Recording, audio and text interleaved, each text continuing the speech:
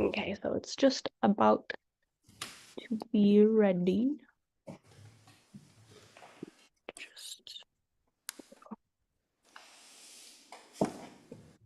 And we're live. Awesome. Okay, so again, October 30th. This is the 5 p.m. introductory performance seminar. Can you hear her?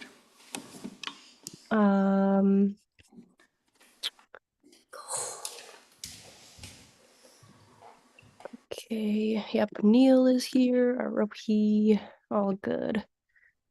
Okay, so let me go ahead and share my screen so you guys can see what each other are playing. It's a little shorter today just because it's a smaller class.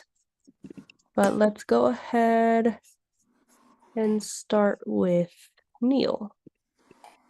Start with your piece. If you can introduce yourself and then your piece and whenever you're ready to play. Hi, my name is Neil and I'm going to be performing Dance in F by Wolfgang Amadeus Mozart.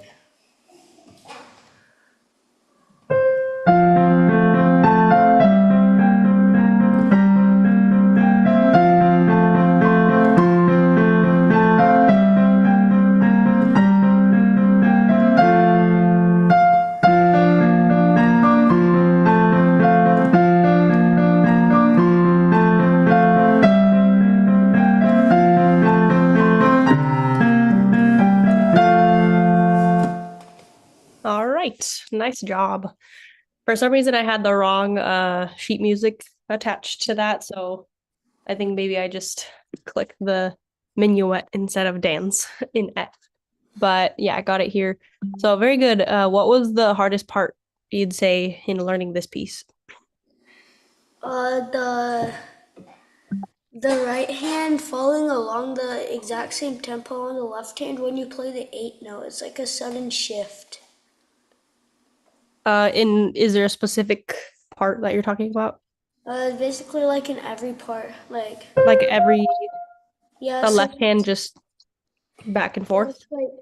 I thought the tempo was like I kept on doing that. Mm-hmm. It's slowing the left hand down. I see. Yeah, so just keeping like a steady pace for the left hand on those eighth notes and just keep going pretty much, right? Yeah. Good. All right. Well, let's pass it over to Rohi. I'm gonna go back to your piece here. This should be correct. Yeah, Wintertail. And I think both of you are, yeah, doing these pieces for CM. So very good. And then just really quick to double check, Neil, did you play that from memory? Yeah. Okay. Awesome. Sounds great. All right, so now we'll officially pass it over to Arohi if you want to introduce yourself and your piece. Hello, my name is Arohi, and I'll be playing Winter Tale by Bella Bartok.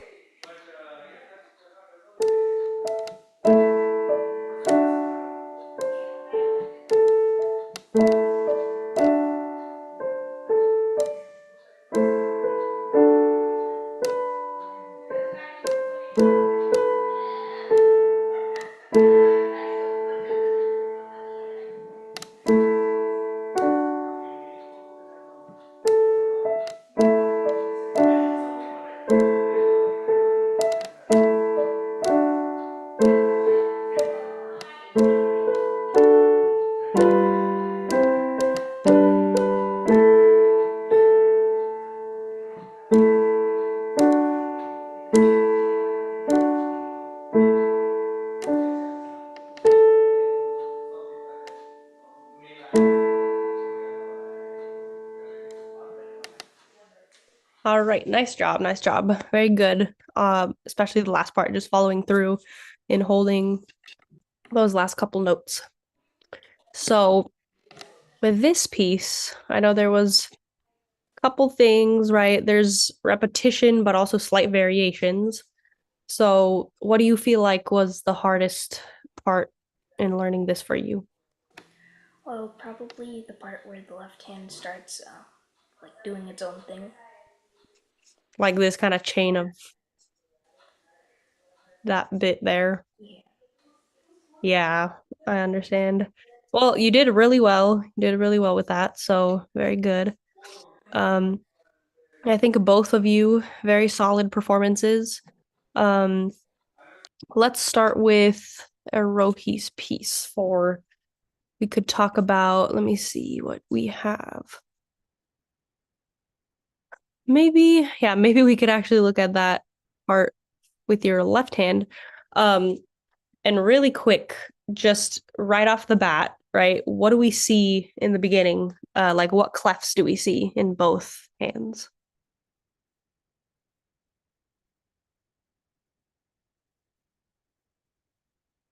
I don't know if Neil, you want to answer, or because I'm sure Arohi knows since it's her piece. But what clefs do we have? Treble clefs. Treble clefs, right?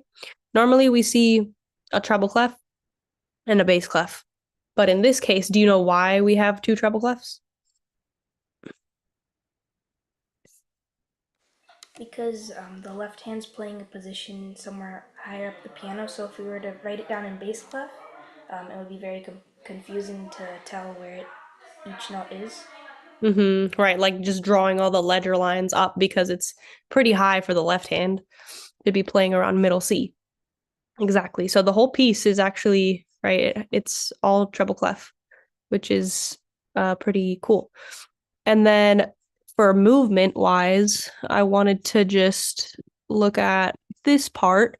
So, right, the hand position starts like this, where we have the A and the E. Let me see, just double check what. Okay, so they give you a 5-2. So that's already the second finger is already stretching. So from there, what my question would be is how do we get from a 2-5 stretch over here to this over here, this seventh? They give you a 1-5, so maybe that will give you a little bit of help too.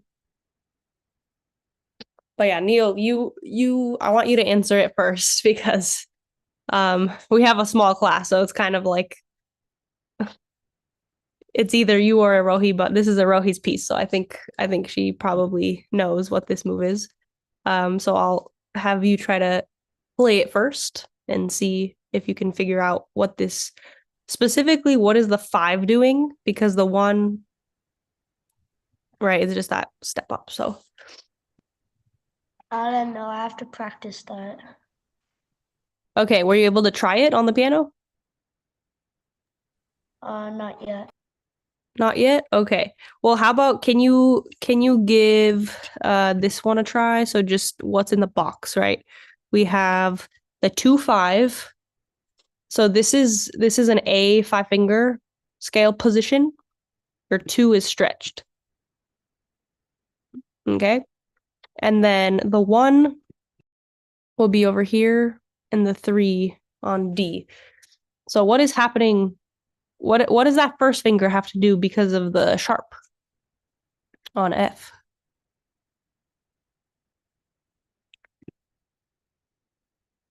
The symbol looks like this. I don't know if we've ever gone over this before, but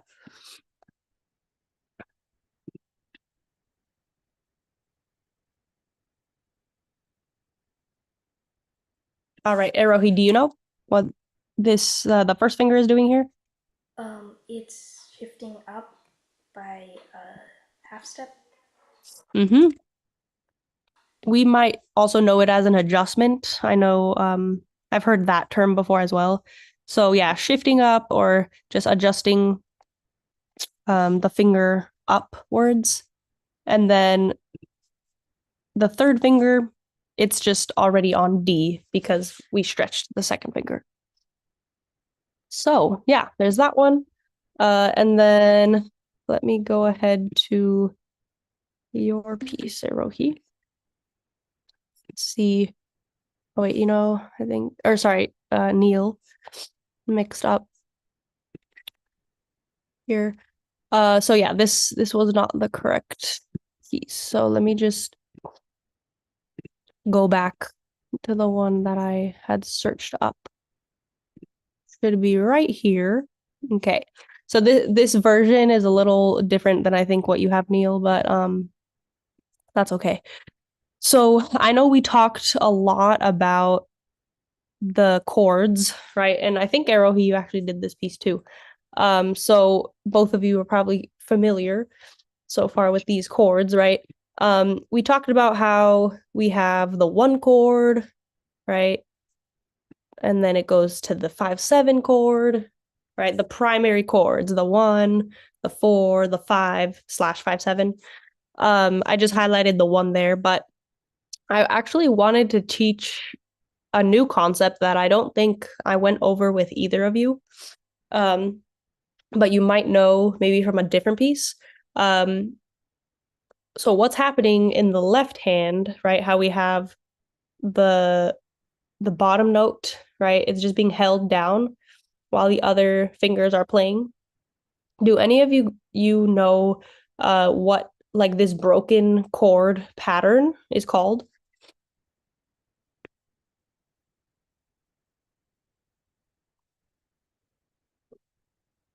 Because I don't know if we ever went over this. So any ideas?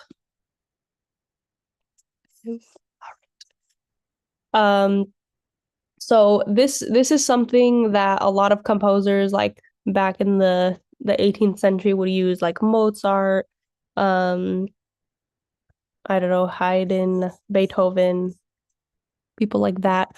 So everything actually that you see in the left hand, except for right here and probably the very end, let me see. Yeah, and the ending is called this is a device that we call Alberti bass. So just not these two that I circled, right? That's not part of it. But the rest of the left hand, and you might have heard this term, maybe not. Alberti bass, very popular back in the day that you might see in other pieces as well, like romantic pieces. So this is a broken chord just being played. I guess you could keep it that simple. Broken chord being played like back and forth. Um, and it doesn't necessarily have to be like 5/1 3/1 5/1 3/1. It could be 5/3/1 3/1, right? There's different patterns, but the whole point of Alberti bass, it usually will just have that one lower note in the beginning, right? So you can see that in each of these measures. So yeah, I wanted to go over that because that's kind of a new thing. Both of you already played this, so I'm sure you know all the movements in this one. But yeah, do you guys have any questions about anything we went over today or your pieces?